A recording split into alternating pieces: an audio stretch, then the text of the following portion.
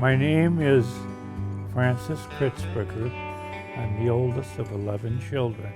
The next one is Lynn, and then it's Peggy, Terry and Sharon, and Bob and Rose, and then it's Jim and Bill and Tom and Ann.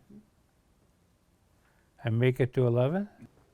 Well, my grandmother, Caroline, who is Dad's mother, and her husband, they lived in Texas. And things weren't going too well. They had trouble making a living. So they moved up to, I believe it was Springfield. Yeah, Illinois. Illinois. And from there, they decided to move up north because land was available in this area. So then they bought this farm and stayed here for many, many years. Raised a large family. One thing about Grandma, we were Grandma's house because we took the farmhouse and she stayed with us until she passed away. It was an ordered house, and they would come and give you the plans for it. And my grandpa hired one good carpenter. And every board was numbered where it went on the house. And Angie, Pete's wife, still has the book that was ordered. And it was interesting. I guess the house went up real quick. And this one carpenter gave us kids orders on what to do if we could help a little bit. And the house was built. So we had company every Sunday because we were Grandma's house. Everybody come to see Grandma. And that was a great thing because we always had a baseball team or a football team and played that kind of stuff. But we were lucky to have Grandma because all the kids come to Grandma's house. I think she died when I was about 20 years old. Yeah. In 64. And what? In 64. What about your grandpa? Right? Your dad's dad. What about him? My dad's dad died young. It was unfortunate. He had a heart problem. And he died before I was born. 1940. So I think, what was he, 60? He was in his 60s, but... Yeah. But I never met him because he was gone, before I was born. And I'm the oldest in our family. So that's just the way that worked out. That's too bad. No, my mom's folks, Frank and Louise Hemberger, are from Halstead, Minnesota. But they farmed on the North Dakota side. That's where they lived. And they were a neat couple. They were always fun to be around.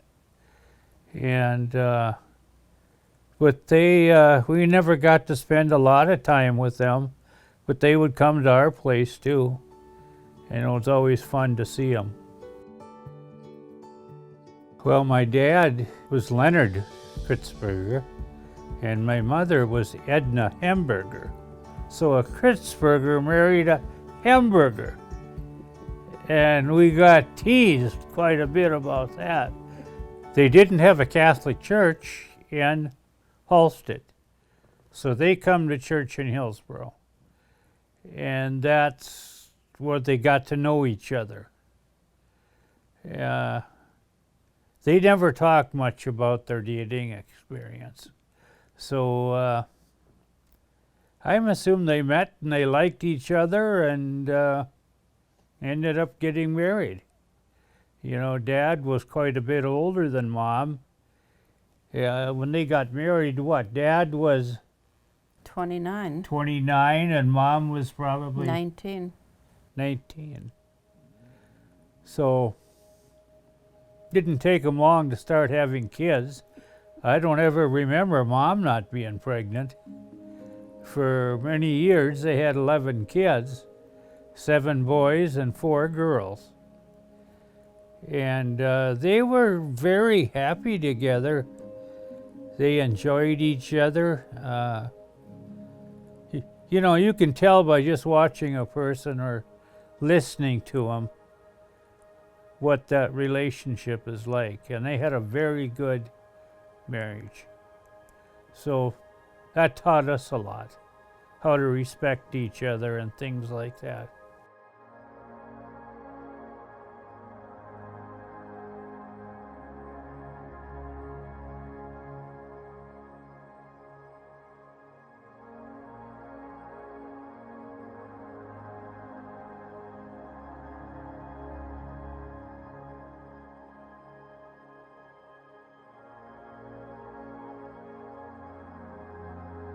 My dad, he was very smart.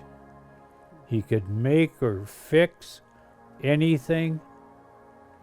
And he was always out there helping us if we were building something. Or like our farrowing and finishing house. He figured out how to build them, and he helped so much. He was just a good influence on you. He was always home, never went partying when he shouldn't have. But and he was fun to have around. So I knew if I could be like him, I'd do good. So that about takes care of us. He was very religious. And he had us praying a lot. We'd pray the rosary. You know, some evenings us kids, Dad would say, "Oh, it's time to pray the rosary." So we'd all be kneeling in the living room. And then if one of us laid down, like on the couch, we would kneel on the floor, have our arms on the couch, and if we put our head down, he'd start it over again. What a deal. And you're probably 2/3 done. That was tough to take. You probably got 3 or 4 rosaries said.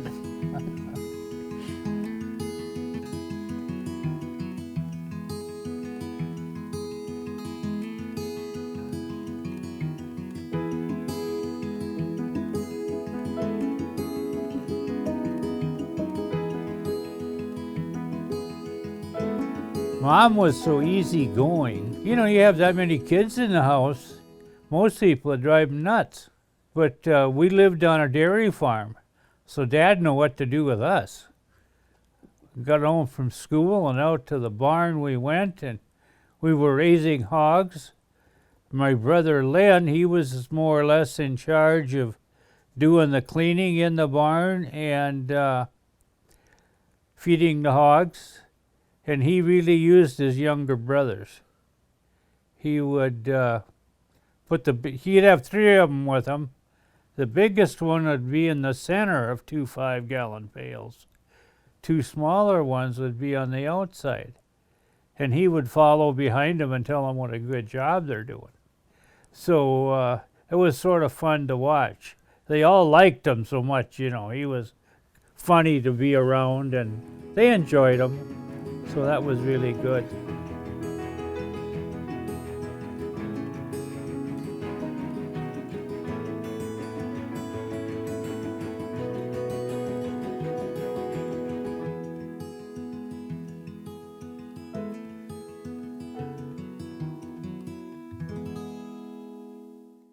We had a time we were supposed to get up in the morning, and we got up in the morning at that time, the boys.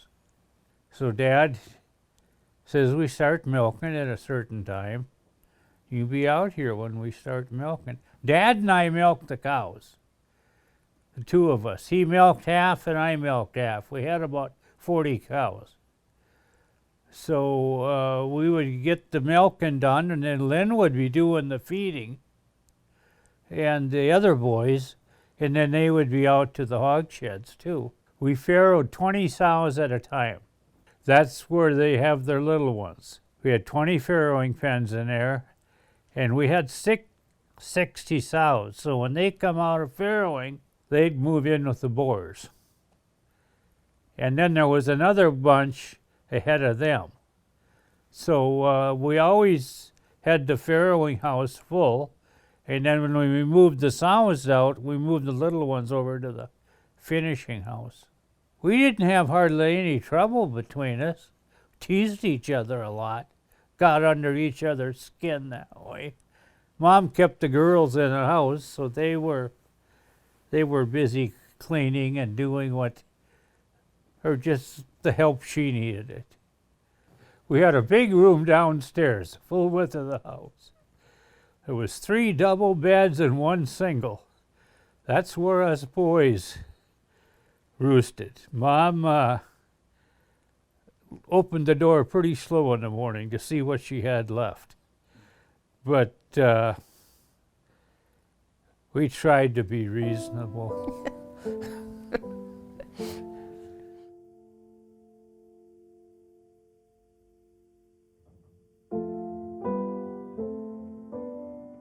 Dad would, his thing was with us, he'd get a softball game going. It was usually before or after we were done milking. And we'd play a softball game. You know, in the summer we would keep busy with that. And one time my sister, my oldest sister, was batting. And Dad was catching. And she slung the bat and hit him square in the nose. He sort of shook his head and he said, the game is over. So, but the next day we were going again. His nose wasn't broken, but he wasn't the same person for a couple hours. But, and then, gosh, you know, we would shoot guns. Started out with BB guns. Dad would make us targets, and we'd have contests who could shoot the straightest. And then we done a lot of hunting. Cottontail rabbits. My grandma liked them. We'd bring them up to the house, and she would skin them and clean them, and they'd be on the supper table or the next day's meeting. And they were terrific. They were just like eating chicken. But she would just skin them, clean them, and then they were ready to eat. So, but my oldest brother and I, as we got older, we done a lot of hunting. Mostly fox, stuff like that. And in the fall, sometimes bird hunting. We take our shotguns and try to get a few ducks and geese, but we never ate them. The geese, I never liked a goose, to eat a goose, because I don't know if we just had the wrong recipe or what happened, but they just didn't turn out good. So we never ate them. Went deer hunting every fall when we were old enough. And we would eat of course, skin the deer, process them ourselves. And we always had a big old sow we would butcher at the same time, and then we'd mix the two meats for sausage. Worked out very well. Dad had a recipe he kept hidden pretty good, but it was a good one. And a lot of people, in the end, ended up getting it.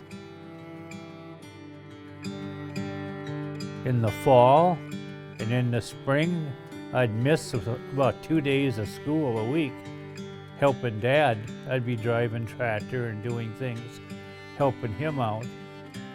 So they said, well, Francis is having a tractor meet again today.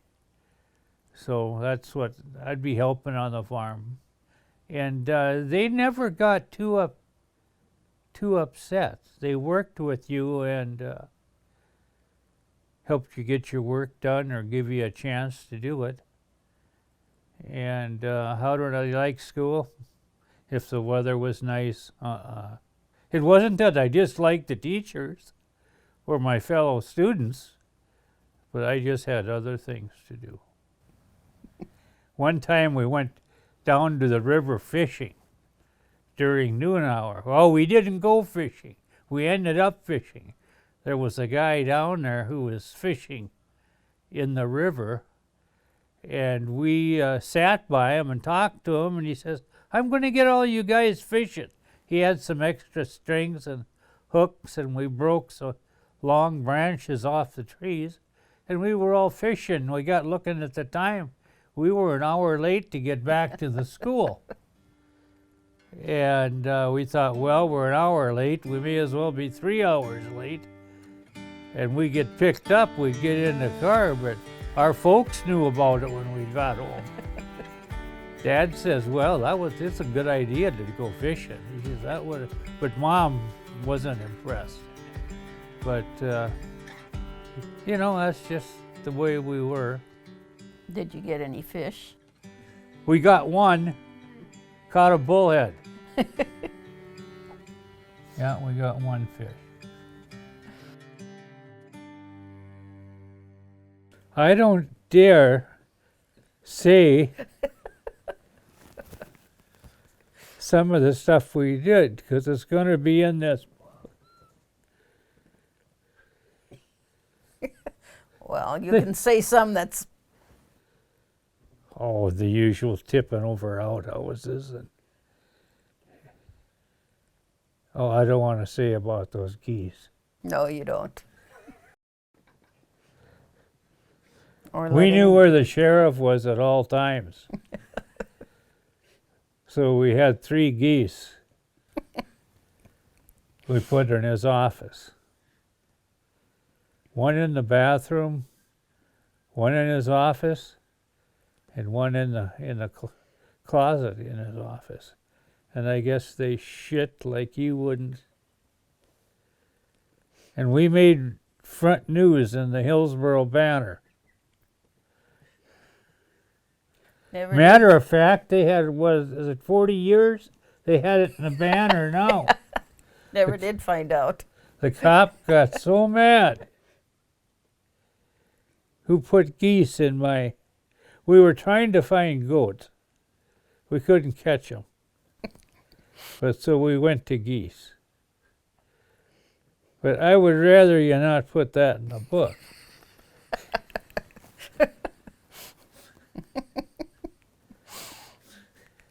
Oh, what other things?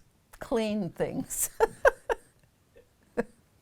So you can see his sense of humor. Oh, my neighbor had a cement cow in the front of his house. We had sold the cows, so we had some milking machines sitting around. So we bedded that cow down with straw, put the milking machine on it, and they found out. They finally found out who done it. It was our bowling team that done it. But we had fun. Didn't damage anything. No. Let some air out of tires, just... Yeah, let the air out of the cop's tires while he was sitting in it. That was on Halloween. We were afraid he'd hear it. My buddy and I were there, and we got him leaking rather slow. And thank goodness he didn't have an emergency. That would have been bad. Played basketball through the B squad, and it bothered me because Dad was sort of left alone with the milking. And he was making quite a sacrifice for us to be in sports. So I quit at the end of the B squad, and I says, I'm going to stay home and help Dad. So that's the way that went, you know. Played a lot of racquetball and softball after high school. You know, I just enjoyed them. Play racquetball a couple times a week. Yep. And those were really fun games. I either went to the Mayville College or went to Halsted. They had a racquetball club. So it worked out pretty good. Dad had a lot of health problems. And he had a lot of hernias he had to have fixed. And he told Lynn and I when we graduated that if we would, he wanted us to stay. So he had the help on the farm. And he says the rest of them will have to go off to school. If we'd be willing to do that, he would be real happy.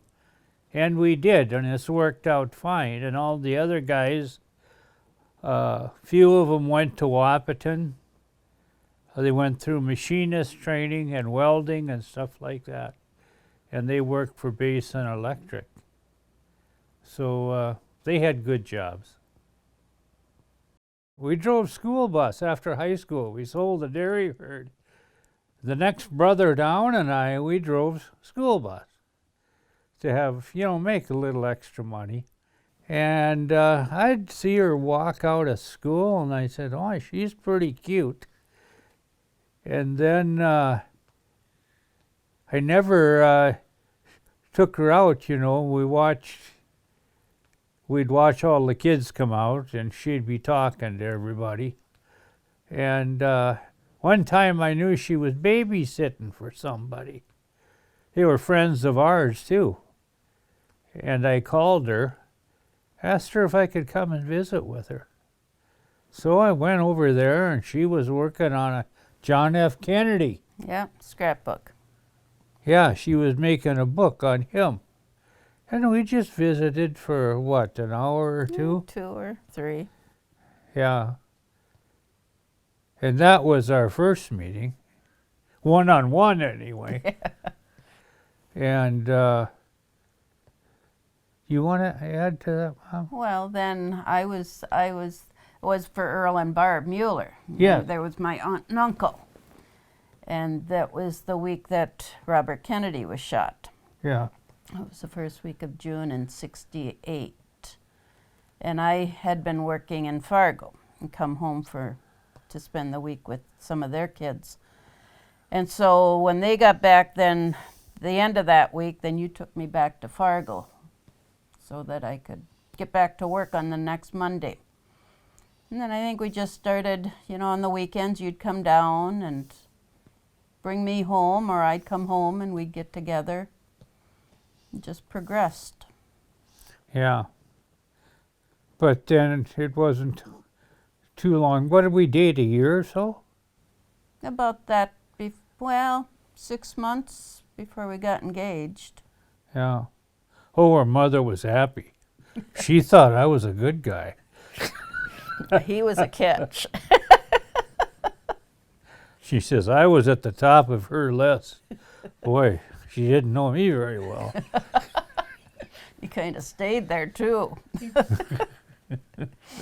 I took her home one night. We were sitting in the car visiting. And I thought it was time to give her a ring. So I did. She seemed excited about it.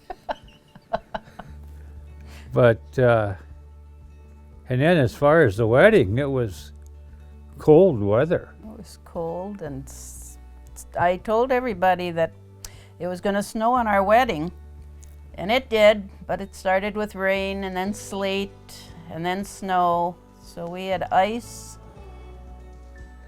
Yeah, there was a lot of people that didn't make it to our Yeah. dance. They were worried about the weather. Yeah, So, but but then we it had a turned- dance at the golf course. Yeah, we did. We rented the golf course and had a good time. Yeah, are you going to say anything on this? No, they were asking what you think of me. I could always tell she liked me. And I was just real pleased. I got a good one. I respected her, you know, was friendly to her, and always, well, you'd better answer that one. If I was always good to you, or I'm You want- still here. I'm still here. well, we stuck it out 49 years, Yeah, we have. and I think it went very well. I think so too. Yeah. Had our disagreements, worked through them. Good husbands and wives need to be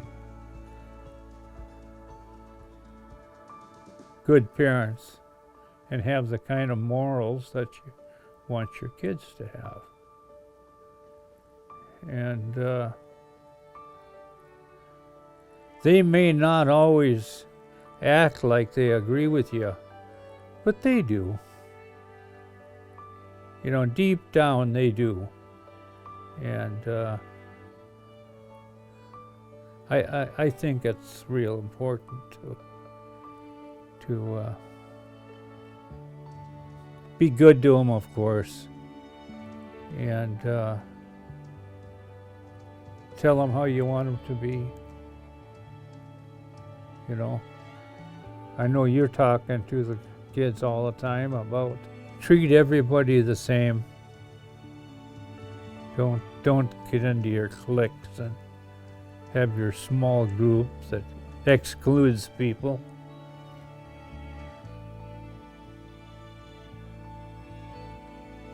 You know, it's just we'd talk a lot about that. I don't know what Having else. them be kind. Yeah, be kind. That's If you see rewarding. someone that seems to be left out, make them part of what you're doing. You know, everybody needs a friend, and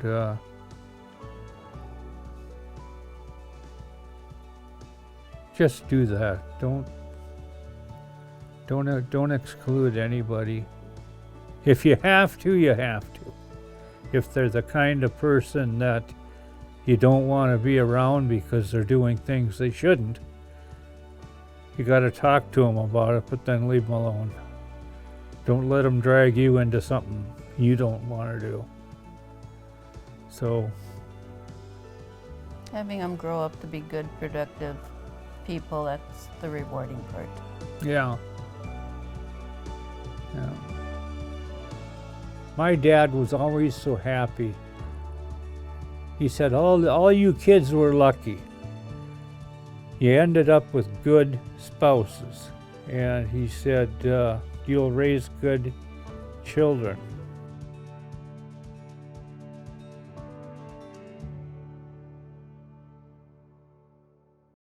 Dad paid us a monthly rate to be home. And it wasn't easy to get along with what we made, was it? We did it. You didn't did buy it. anything that you didn't need. You waited for the next check. Yeah. But it was good because I enjoyed being around Dad. He was very good with us. He was very good to the cattle. If you were a cow on our farm, you had it pretty nice. So he cared about the cows and took good care of them. We had, oh my God. You better answer this because my mind is drawing a blank right now. Take a guess. Huh? Take a guess. 8. Okay. Yeah. 8. You want to name them? You want to name them? No, Oh, I could. well, you don't want to. Okay, we've got Peter and Leonard, Steph, Jill, Jeannie, David, and John. And then we had Stephen in there. We Yeah. lost him. We had a baby that died in a, what did they call it? A crib death. Yeah, and he was what, 7 months old? Yep. Yep. That was a tough deal. Now, do you want to name grandchildren with the parents?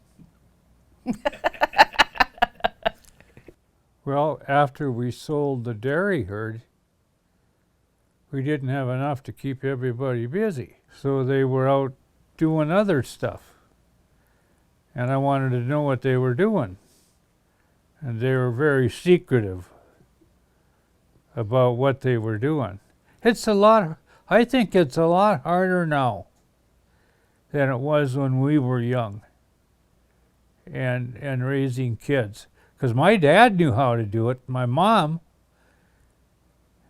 well, when we left home, we knew how to work. These kids now, all they sitting on the couch with their little toys. Yeah, there can be 2 of them on the couch and they don't talk to one another. They use these things. Yeah, but that's the grandkids. Our kids didn't have those. Yeah. But I don't know. I just wanted the kids to be kind and friendly and hang around good people. You know, be careful. If you don't know someone, be real careful. Told the girls not to get in a car full of boys. And I don't know. You dealt more with discipline than I did. Broke a few spoons. What? Broke a few spoons. We used to laugh at Mom. Lynn and I would be up in the bedroom. And we had one of these beds that was real noisy. It had the old springs, and the girls were right across the hall in the next bedroom. And Lynn and I would get that bed a-rocking and a-rolling. And Mom would be downstairs. She says, "You guys quit that." And we knew we had about 3 times. And then she'd come up with the spoon. And the girls were all upset with us, you know, "Why don't you quit that?" And she would give us a few good whacks with the spoon. And after she left, we would laugh, you know. Didn't hurt that much.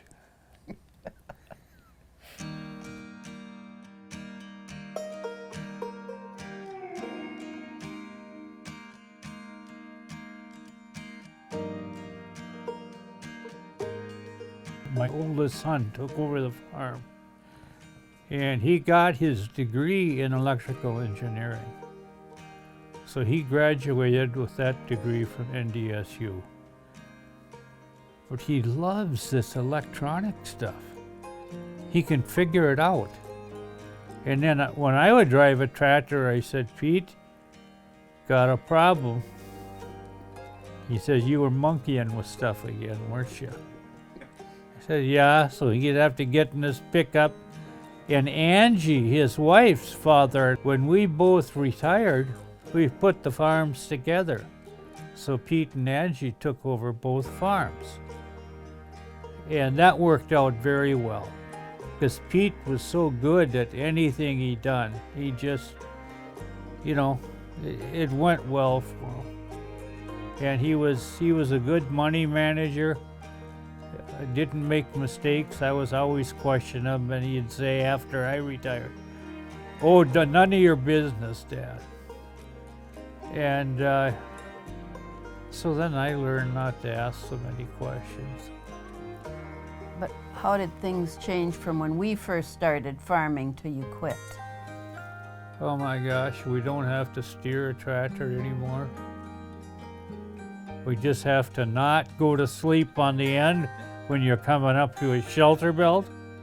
All of the technology you start with technology in the planter, and that had 2 seed hoppers on it. So he would put a different variety in each hopper. And then that same information would go in the combine, a disc of some kind. And then the combine would tell you what everything's yielding, each side. we had a 18-row corn head. So each side would do 9 rows. And the combine would tell you what variety you're combining, what each kind is yielding, and everything is soil tested and managed so well. And then you go over the varieties, research what you should be planting, and the machinery, my God. You know, we have two quad tracks for big tractors, and it just goes smooth. Crepes, Lynn and I used to go out to the field with a U-Moline and a little Fortson had a 2-bottom plow. And we could plow all day and not get much done.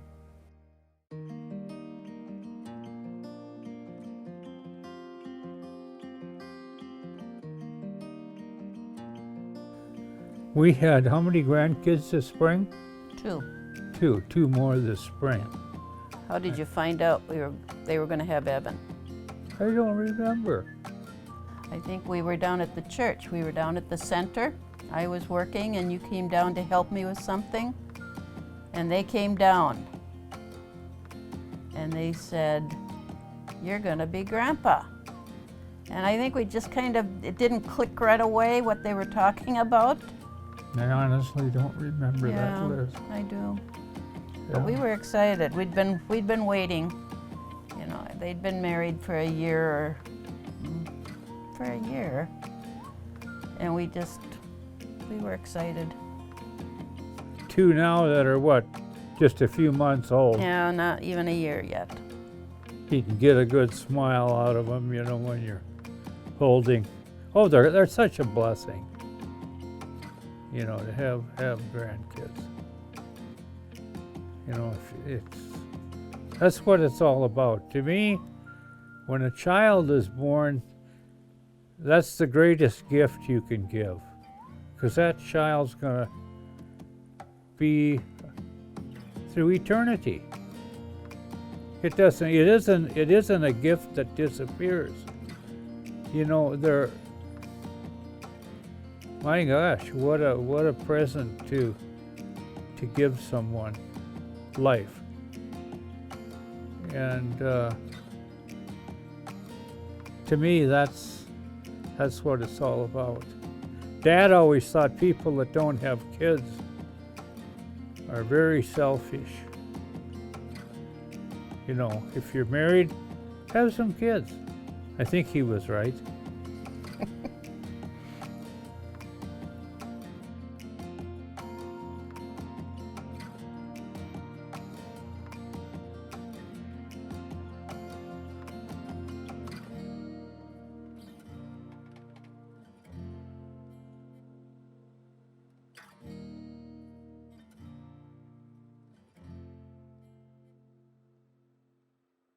I think there was more respect for people in authority when I was young. Mm-hmm.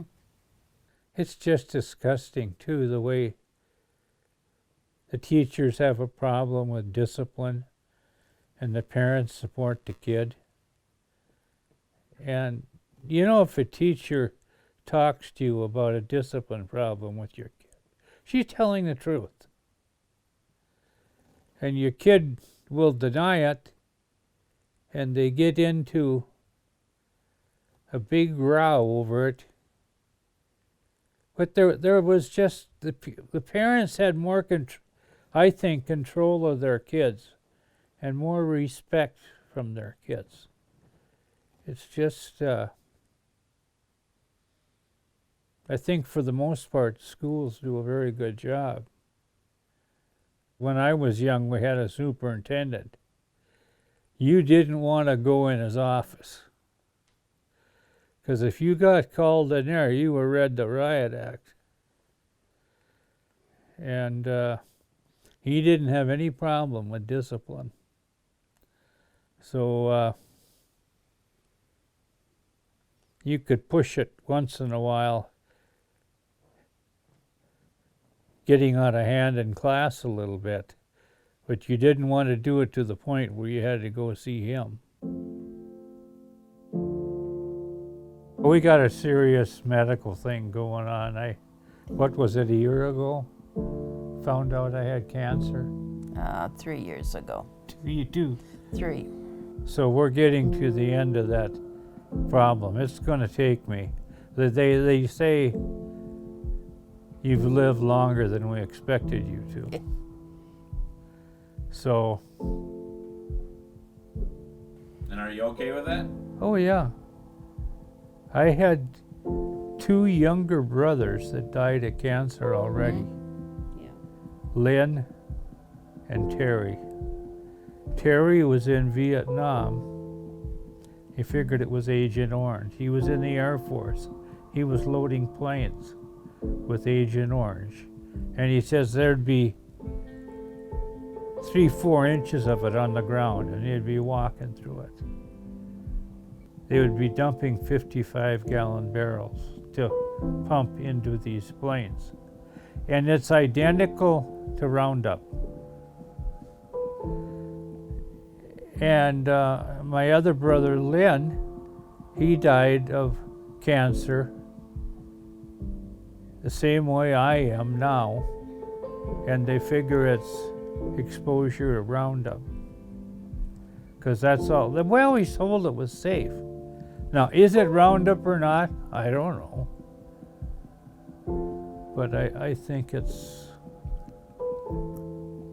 something like that. Because we sprayed that and sprayed it and sprayed us. We're told it was safe. And, yeah.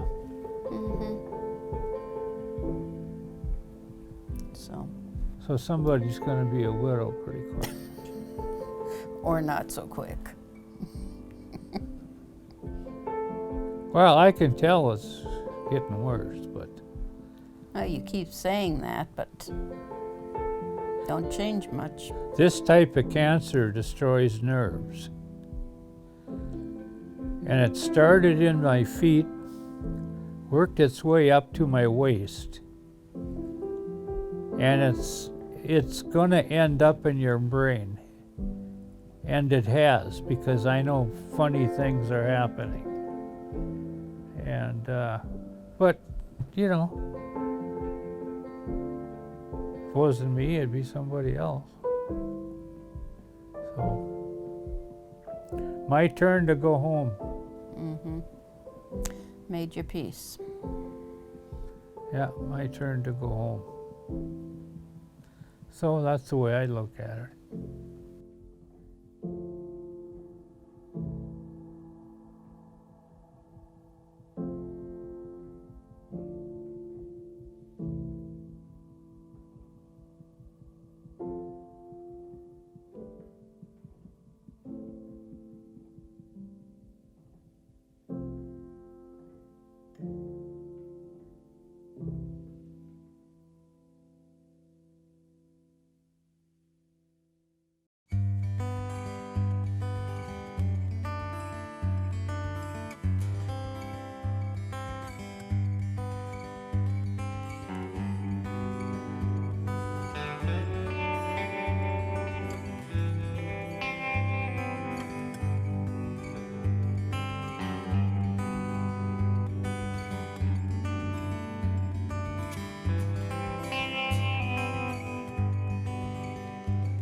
My old man acts like a young man, puts this young man's heart in the race.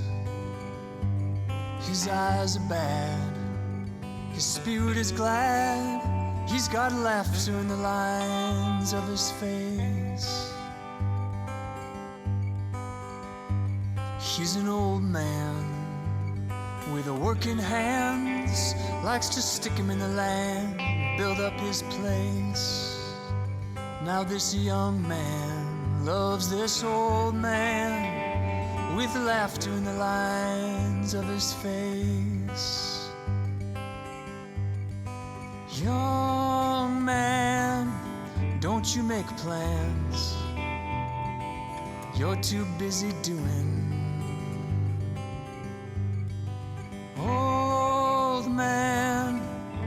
making plans.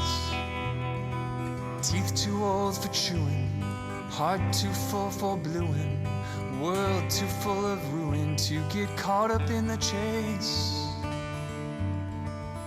He's got laughter in the lines of his face.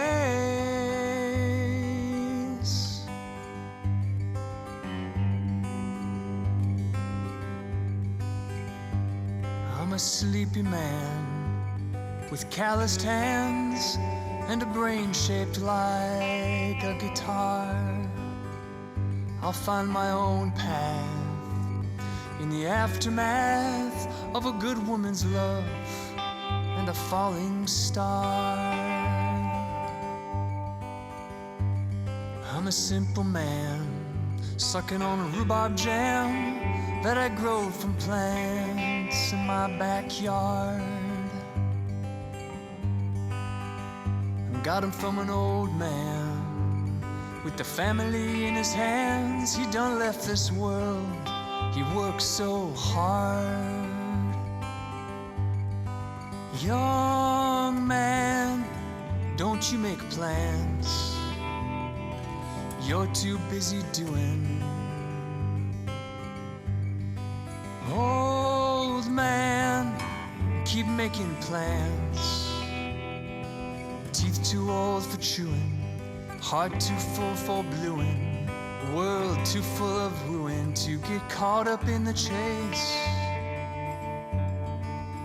He's got laughter in the lines of his face.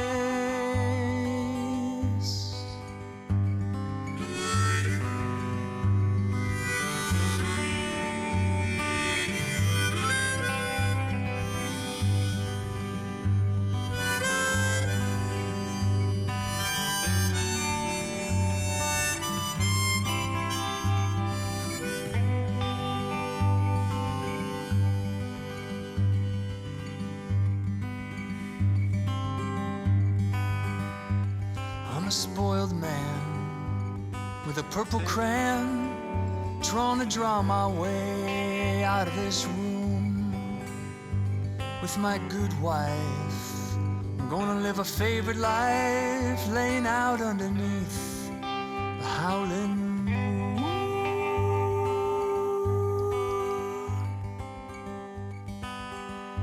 I'm not a young man, more like an old man. When I'm an old man, I'm gonna laugh. I'm gonna laugh long and loud, like the belly of a thundercloud, like a papa sunburned and proud in a photograph. Young man, don't you make plans, you're too busy doing. Old man, keep making plans. Teeth too old for chewing, heart too full for blueing, world too full of ruin to get caught up in the chase. He's got laughter in the lines of his face. He's got laughter in the lines of his face. He's got laughter in the lines